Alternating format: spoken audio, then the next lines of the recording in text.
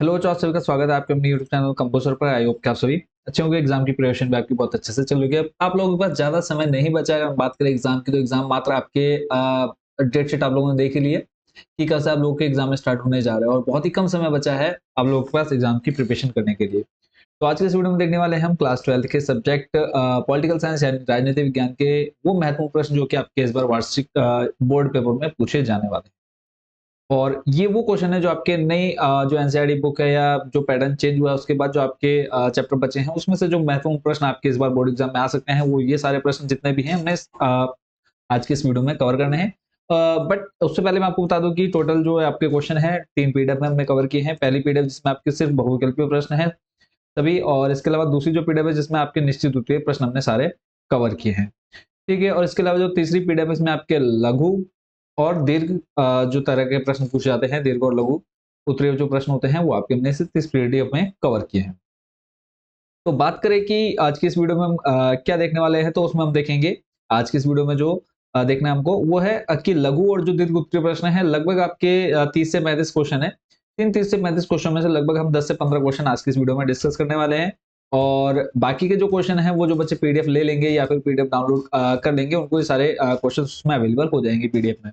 अब question start करने से पहले बच्चों के मन में ये रहता है कि सर पीडीएफ कहाँ से मिलेगी, कैसे मिलेगी? तो जो बच्चे पहले से हमारे चैनल से जुड़े हुए उनको तो काफ़ी अच्छे से समझ में आ चुका है अभी तक, कैसे पीडीएफ लेनी है। जिन बच्चों को नहीं पता, तो पहले हम पूरी प्रोसेस समझ लेते हैं कि पीडीएफ कैसे लेनी है। और जो बच्चे पीडीएफ नहीं लेना चाहते, जो प्रोसेस नहीं देखना चाहते, वो वीडियो स्किप करके डायरेक्ट क्वेश्चन पे जा सकते हैं। हाँ, बट ये है कि इस वीडियो में आपको ये सारे क्वेश्चन नहीं मिलेंगे जितने हमने इसमें कवर कर रखे हैं इस पीडीएफ में। तो सबसे पहले सिंपली आपने क्या कर लेना है, गूगल में चले जाना है, जहाँ पर आप इंटरनेट यूज़ करते हैं, सर्च कर लेना है कंबोज सर। कंपोज़र सर्च करते ही आपके सामने कुछ ऐसी वेबसाइट देखने को मिलेंगी। तो सबसे फर्स्ट नंबर पर आपको कंपोज़र होम पर क्लिक कर देना है। इस पर क्लिक करते ही आप हमारी वेबसाइट की ऑफिशियल होम पेज पर आ जाएँगे। अब कई बच्चे क्या होता है कि मोबाइल में खोल रहे हैं, कई टैबलेट में खोल रहे हैं, या फिर कई बच्चे क्या होते हैं कंप्यूटर वगैरह में खोल रहे होते हैं। तो कंप्यूटर में आपको कुछ ऐसा इंटरफेस देखने को मिलेगा। आपने थोड़ा-सा नीचे स्लाइड करना है, आपको ऑप्शन मिल जाएगा टॉप 30 क्वेश्चंस एग्जाम 2024। इस पर आपने क्लिक कर लेना है। या फिर जो बच्चे मोबाइल में खोल रहे हैं उनके लिए यहाँ पर देखो 3 डॉट का ऑप्शन मिल जाएगा अलग से। ठीक है, यहाँ पे आप ऊपर देखेंगे सबसे फर्स्ट नंबर पर आपको 3 डॉट देखने को मिल रहे होंगे। इस पर आपने जाना है, इस पर क्लिक करके आपको देखो ऑप्शन मिल जाएगा टॉप 30 क्वेश्चंस। तो आपने इस टॉप 30 क्वेश्चंस वाले ऑप्शन पर क्लिक कर लेना है। क्लिक करते ही आपके सामने ये पेज ओपन हो जाएगा, जहाँ पे आपको क्लास सेलेक्ट करने का ऑप्शन मिलेगा। तो आपने थोड़ा-सा और नीचे आना है, इसमें आपको क्लास 9, 10th, 11th, 12th देखने को मिलेगी। सिंपली आपने अपनी क्लास के सामने वाले ऑप्शन पर क्लिक कर देना है।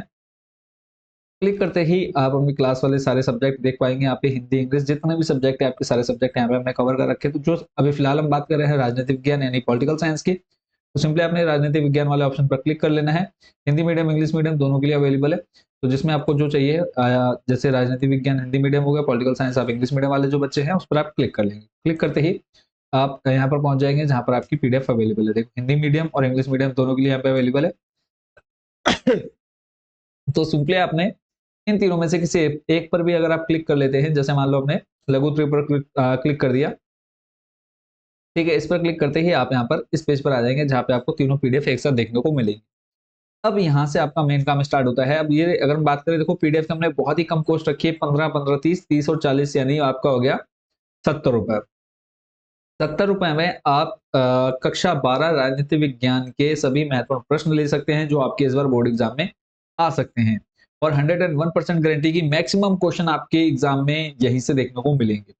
तो अब यहाँ पे और एक आप लोगों के लिए बेनिफिट ये रहेगा कि जो बच्चे हमारी वीडियो को देख रहे हैं उनको यहाँ पर 30% का डिस्काउंट अलग से मिल जाएगा। वो कैसे मिलेगा? तो मान लिया आपने कि राजनीति विज्ञान जो कि 40 रुपए की आपको फिलहाल पीडीएफ शो हो रही है, इस पर हमने क्लिक कर दिया, ऐड टू कार्ट किया। उसके बाद यहाँ पर आप देखेंगे कि जो पीडीएफ है 40 रुपए की है, बट आपने यहाँ पर कूपन कोड वाले में जाकर के कंबोज 30 कूपन कोड अप्लाई कर देना है। अप्लाई करते ही यहाँ पे देखो कूपन कोड लगाया हमने, 12 रुपए का डिस्काउंट मिल गया। अब ये पीडीएफ आपको कितने रुपए में मिल रही है? 28।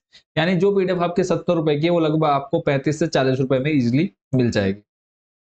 ठीक होगा, उसके बाद आपने प्रोसीड टू चेकआउट कर देना है। चेकआउट पर क्लिक करते ही यहाँ पर अपनी डिटेल्स वगैरह भर देनी है। और लास्ट में यहाँ पर आप लास्ट वाले पर टिक करके प्लेस ऑर्डर कर देना है। उसके बाद आप फोन पे, गूगल पे किसी के थ्रू आप पेमेंट कर सकते हैं। या फिर अगर आप ये पूरी प्रोसेस नहीं करना चाहते तो सिंपली आपने क्या कर लेना है, मैं आपको यहाँ पर व्हाट्सएप नंबर दिखा देता हूँ। सॉरी। इस नंबर पर आप हमको क्या कर सकते हैं, व्हाट्सएप पर मैसेज डालिए कि सर हम इस क्लास के हैं और हमको ये हिंदी मीडियम या फिर इंग्लिश मीडियम की ये पीडीएफ चाहिए। तो जो भी पीडीएफ आपको चाहिए होगी उसका जो पेमेंट होगी जितनी भी होगी उसका एक लिंक आपको मिल जाएगा, उस लिंक पर आप पेमेंट करके स्क्रीनशॉट इसी नंबर पर भेजिए, आपको पीडीएफ व्हाट्सएप पर ही मिल जाएगी। तो सिंपली आप उसी वहीं से उसको डाउनलोड कर सकते हैं। क्लियर है? आई होप बच्चों ये पूरी प्रोसेस आप अच्छे से समझ गए होंगे। तो हम चलते हैं वापस आपके इंपॉर्टेंट क्वेश्चंस पर। तो पहला क्वेश्चन अगर हम बात करें कि जो फर्स्ट क्वेश्चन है आपका, और देखो जितने क्वेश्चन आप देख रहे हैं सारे आपके मोस्ट रिपीटेड और मोस्ट इंपोर्टेंट क्वेश्चन है, तो किसी भी क्वेश्चन को आपने छोड़ना नहीं है, सभी क्वेश्चन आपने बहुत अच्छे से प्रिपेयर कर लेने हैं। और इस वीडियो में हम सिर्फ वो क्वेश्चन देखेंगे जो आपके एग्जाम में, देखो फिलहाल इसमें सारे क्वेश्चन आपके इंपॉर्टेंट है, ठीक है, और सिर्फ हम यहाँ पे क्वेश्चन डिस्कस करेंगे और आंसर आप लोग जो बच्चे पीडीएफ ले रहे हैं वो तो बहुत अच्छी बात है, और जो नहीं ले रहे हैं वो सिंपली आप स्क्रीनशॉट ले सकते हैं या फिर वीडियो को रोक करके आराम से इनको पढ़ सकते हैं। तो पहला देखो आपका जो प्रश्न है लगभग ये देखो 2014, 16, 22, 19, 11, 12, 23 यानी 3, 4, 5, 6, 7 7 साल पिछले अगर हम 10 साल की बात करें, 10 सालों में लगभग 7-8 बार ये आ चुका है। प्रश्न है आपका, शॉक थेरेपी क्या थी? क्या साम्यवाद से पूंजीवाद की तरफ संक्रमण का यह सबसे बेहतरीन तरीका था? या फिर शॉक थेरेपी क्या थी? इसके परिणामों का उल्लेख कीजिए।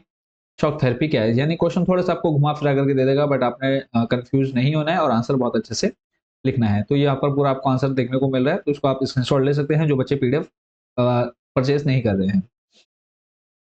अगला जो प्रश्न है देखो, कोशिश करूंगा ज्यादा से ज्यादा क्वेश्चन आपको आज की इस वीडियो में कवर कर दूं, ताकि जो बच्चे पीडीएफ नहीं ले रहे हैं उनका भी ज्यादा नुकसान ना हो और जो बच्चे पीडीएफ ले रहे हैं उनको भी ज्यादा नुकसान ना हो। ठीक है। सोवियत प्रणाली क्या थी? क्या है यह एक आदर्श व्यवस्था थी या असफल? समझाइए। यही प्रश्न आपका 3 बार पूछा गया, थोड़ा सा चेंज कर करके, तो नीचे आपको इसका आंसर दे रखा है। जैसा मैंने आपको कहा है कि लघु और दीर्घ उत्तरीय प्रश्न आपके इस पीडीएफ में कवर किए हैं, तो ये आपका एक लघु उत्तरीय हो गया। चलते हैं नेक्स्ट क्वेश्चन पर। अगला प्रश्न है, सोवियत संघ के विघटन के कारण लिखिए। यानी क्या कारण था कि सोवियत संघ का विघटन हो गया? तो टोटल यहाँ पे पॉइंट बना करके दे दिए गए हैं, 7 पॉइंट है, 7 में से कोई भी मिनिमम आपने 5 याद कर लेने हैं मैक्सिमम। नेक्स्ट क्वेश्चन देख लेते हैं। अगला प्रश्न है, सोवियत संघ के विघटन के क्या परिणाम हुए? क्या क्या परिणाम हुए वो आपको यहाँ पर देखने को मिल रहा है। तो टोटल आपको इसको आपने काफी अच्छे से तैयार करना है, इस बार ये इंपॉर्टेंट रहने वाला है आपके बोर्ड एग्जाम में। नेक्स्ट चलते हैं आपके अगले प्रश्न पर। टोटल 16 पॉइंट है, 16 में से देखो अगर ये लॉन्ग में आता है, सॉरी 16 नहीं, लगभग 18-19 पॉइंट है, तो इनको आपने लगभग 8 से 10 पॉइंट लिखने हैं क्योंकि ये प्रश्न आपका लॉन्ग में पूछा जाएगा। अगला प्रश्न है, चीन के नेतृत्व ने 1970 के दशक में महत्वपूर्ण नीतिगत निर्णय लिए, वे निर्णय क्या थे? 2010-14 में पूछा गया, इस बार ये पूरे पूरे चांस से आपके एग्जाम में पूछा जाए। तो आंसर आप नीचे देख पा रहे हैं। नेक्स्ट क्वेश्चन पर चलता हूं आपको लेकर के। ये प्रश्न में आपका देखो लगातार 1, 2, 3, 4, 5 साल, पिछले 10 सालों में 5 बार पूछा जा चुका है। प्रश्न है आपका, आसियान से क्या आशय है? इसकी कार्यप्रणाली क्या है? आसियान के गठन एवं कार्यों का वर्णन कीजिए। तो ये भी आपका लॉन्ग में आपका पूछा जा सकता है, तो उसको भी आपने काफी अच्छे से तैयार कर लेना है।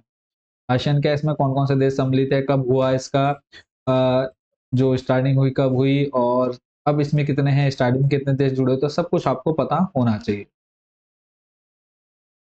आसियान के कार्य क्या हैं वो आप यहाँ पे देख पा रहे हैं। अगला प्रश्न है, नेपाल में लोकतंत्र समर्थक आंदोलन पर एक टिप्पणी लिखिए, क्या प्रजातंत्र की ओर संक्रमण पूर्ण हो गया है? उसको आपने देख लेना है। अगला प्रश्न है, वे मुख्य कारण क्या हैं जिन्होंने पाकिस्तान में स्थिर प्रजातंत्र के निर्माण को विफल करने में योगदान दिया है? अगले प्रश्न पे चलते हैं। श्रीलंका में जातीय संघर्ष और लोकतंत्र के विकास का वर्णन कीजिए। श्रीलंका में जातीय संघर्ष के परिणाम लिखिए, ये आपको बताना है। अगला प्रश्न है, दक्षिण एशिया के देशों के बीच आर्थिक सहयोग की राह तैयार करने में दक्षेक यानी शार्क की भूमिका और सीमाओं का आलोचनात्मक मूल्यांकन कीजिए। 2012-13 में पूछा गया, इस पर ये पूरा पूरा चांस आपके एग्जाम में पूछा जाए, तो ये यहाँ पर आप कंप्लीट सॉल्यूशन देख पा रहे हैं बच्चों उसका। नेक्स्ट चलते हैं आपको लेकर के, सार्क की भूमिका क्या है, सीमाएं या बाधाएं क्या क्या हैं, वो आप यहाँ पे पूरा डिटेल में इस क्वेश्चन का आंसर देख पा रहे हो। और लास्ट में आप लोग मुझे कमेंट बॉक्स में जरूर बताइएगा कि कितने क्वेश्चन आपको यहाँ पर पहले से याद थे या कितने परसेंट आपके इस बार बोर्ड एग्जाम में बनने वाली है। अगला है, दक्षिण एशियाई मुक्त व्यापार क्षेत्र समझौते का विस्तृत वर्णन कीजिए। इसको आपने देख लेना है। फिर नेक्स्ट क्वेश्चन, अंतरराष्ट्रीय आणविक ऊर्जा एजेंसी के तो महत्वपूर्ण कार्य लिखिए। अंतरराष्ट्रीय आणविक ऊर्जा एजेंसी का क्या कार्य है? तो क्वेश्चन थोड़ा सा आपको घुमा फिरा करके दे दिया है, तो इसको आपने देख लेना है। नेक्स्ट क्वेश्चन है सुरक्षा परिषद के कार्यों का वर्णन कीजिए। यानी सुरक्षा परिषद के क्या क्या कार्य हैं वो आपने देख लेना, सिक्योरिटी काउंसिल जो है। तो इसका भी आंसर आपने काफी अच्छे से देखना है। अगला प्रश्न है संयुक्त राष्ट्र संघ के संदर्भ में सदस्य राष्ट्रों के द्वारा किस प्रकार के आधारभूत सुधारों की मांग की गई? क्या आप समझते हैं कि स्थायी वीटोधारी सदस्य के रूप में संयुक्त राष्ट्र संघ में सम्मिलित किए जाने का भारत का दावा पर्याप्त मजबूत है? और ये तो आपको काफी अच्छे से पता होना चाहिए कि वीटो पावर क्या है और भारत की भी फिलहाल स्थिति क्या है, ये आपको अच्छे से याद होना चाहिए। नेक्स्ट चलते हैं अगले प्रश्न पर। अगला प्रश्न है निशस्त्रीकरण का अर्थ स्पष्ट कीजिए। नेक्स्ट क्वेश्चन है परमाणु अप्रसार संधि क्या है, या फिर जिसको हम बोलते हैं एनपीटी। ठीक है, और एनपीटी किस वर्ष हस्ताक्षर किए गए एनपीटी पर? नेक्स्ट है आपका अगला क्वेश्चन पे चलते हैं। अगला क्वेश्चन प्रश्न है सुरक्षा के अपारंपरिक खतरों से निपटने के लिए सैन्य संघर्ष की नहीं बल्कि सहयोग की आवश्यकता है, प्रासंगिक उदाहरणों सहित स्पष्ट कीजिए। 10, 17, 16, 23 में प्रश्न आपसे पूछा गया है।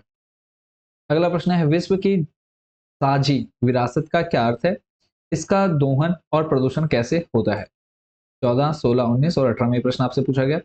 नेक्स्ट क्वेश्चन है साझी परंतु अलग अलग जिम्मेदारियों से क्या तात्पर्य है, पृथ्वी सम्मेलन किस वर्ष आयोजित किया गया?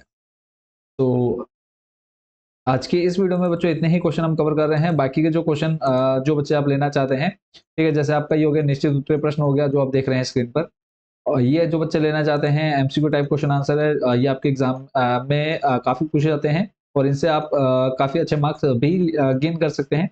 जिन बच्चों को चाहिए आप लोग कमेंट बॉक्स में बताइए, या फिर आप व्हाट्सएप नंबर मैंने आपको दिखा दिया डिटेल में, उस नंबर पर आप कॉन्टैक्ट करें या फिर खुद जाकर के आप वेबसाइट से इनको डाउनलोड कर सकते हैं, परचेज कर सकते हैं।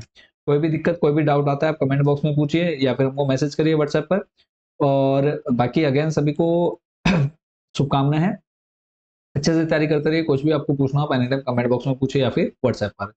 और शुभकामनाएं हैं, बेस्ट विशेष आपको बोर्ड एग्जाम 2024 के लिए। मिलते हैं नेक्स्ट वीडियो में अदर सब्जेक्ट के टॉप 30 क्वेश्चन के साथ। Thank you so much watching for this video.